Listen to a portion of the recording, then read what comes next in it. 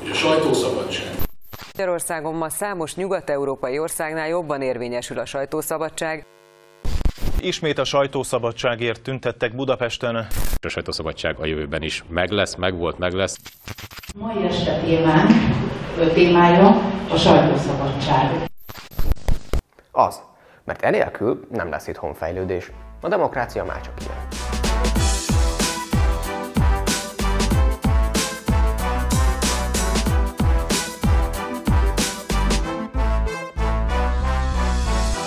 Sziasztok, én Tompos Márton vagyok, ez itt pedig az XYZ, a Momentum vlogja.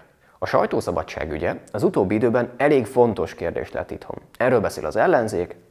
Összefoglalva, a magyar emberek szabad sajtót szeretnének, de a valóságban szerintük az a kormány miatt nem az. Én azt gondolom, és a Demokratikus Koalíciósnak is ez az álláspontja, hogy Magyarországon a sajtónak szabadnak kell lenni.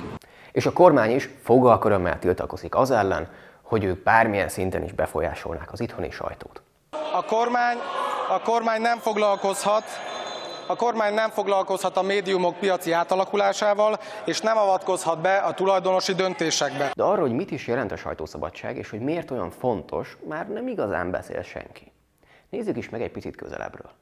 A sajtószabadság lényege, hogy ne csak egy, hanem minél több oldal tudja kifejteni a véleményét, képes legyen a saját értékrendje szemszöge szerint a tulajdonos beleszólása nélkül megnyilvánulni, és ez el is jusson az emberekhez.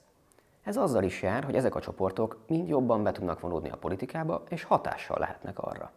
Ha pedig egyre több oldal képviselteti magát, azaz egyre több szempontból lehet megvizsgálni egy-egy kérdést, annál tájékozottabb lehet mind a közvélemény, mind a vezetői réteg, azaz annál jobb döntést lehet hozni az adott témában.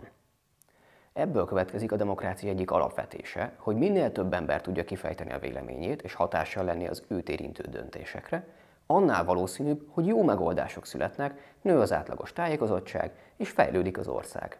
A sajtónak emellett ellenőrző szerepe is van, hiszen feltérképezi mind a politikai életben, mind az országban található problémákat, és beszámol erről az érintetteknek, azaz nekünk.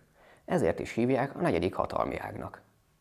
A sajtószabadságnak tehát közvetlen hatása van arra, hogy egy demokratikus ország mennyire tud fejlődni. Így egy felelős kormánynak egyértelműen érdeke, hogy erősítse azt. Most a sajtószabadság kérdése meg a médiapiac kérdése nem tartozik a kormányra. Oké, de akkor legalább hagyjátok működni a meglévő médiumokat. A magyar sajtótörténetben példátlan dolog történt, ugyanis se szó, se beszéd. A legnagyobb magyar nyomtatott napilapot, a Népszabadságot beszüntették, és ennek az internetes verzióját. Igen, de ők ugye elméletben veszteségesek voltak, bár az nem magyarázza, hogy miért kellett az egész szerkesztőséget átverve beszántani őket, de akkor legalább azt elmondhatjuk, hogy egy sikeres, piacvezető médium biztonságban van, ugye? Politikai nyomásra rúgták ki a főszerkesztőt, amiért az Origo több olyan tényfeltáró cikket közölt, amely kellemetlen helyzetbe hozta a kormányt. Tehát senki sincs biztonságban. Van még lejjebb? Azok a kritikus hírportálok, amelyek máskor mindenről hosszan beszámolnak, ami szerintük Magyarországnak vagy a magyar embereknek rossz. De most nem volt könnyű hetük, sok mindent kellett ugyanis elhallgatniuk. Aha, tehát vannak a jó portálok, meg vannak a rosszak. Jó, ez nem újdonság azoknak, akik egy kicsit is követik a hazai politikai életet, de azért van itt néhány pont, ami elsőre talán nem egyértelmű.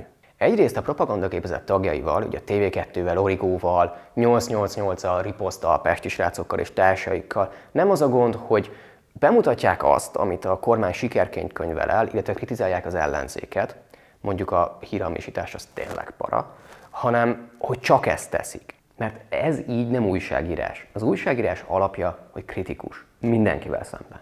Másrészt a propagandagépezet léte önmagában egy ellentmondás. Hiszen ha minden tényleg annyira jól működne, mint ahogy ők azt sugallják, akkor mi szükség lenne arra, hogy ezt még 0-24 a nyakunkba is öntsék? Hát éreznénk, nem? Az pedig, hogy a kormányzat részéről egyáltalán felmerül az igény arra, hogy ne legyen olyan média, amely velük szemben kritikus, azt mutatja, hogy nem az ország fejlesztése, hanem saját maguk hatalomban tartása a cél.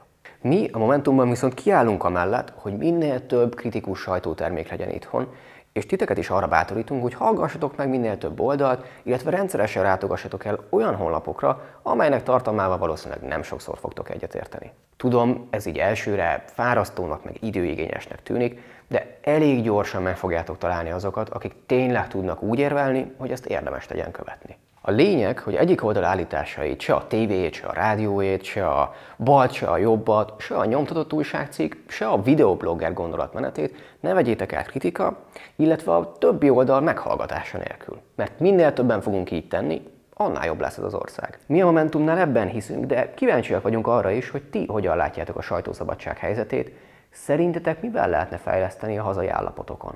Kommentelni és megosztani tudtok lent, feliratkozni oldalt, találkozunk a jövő héten. Sziasztok!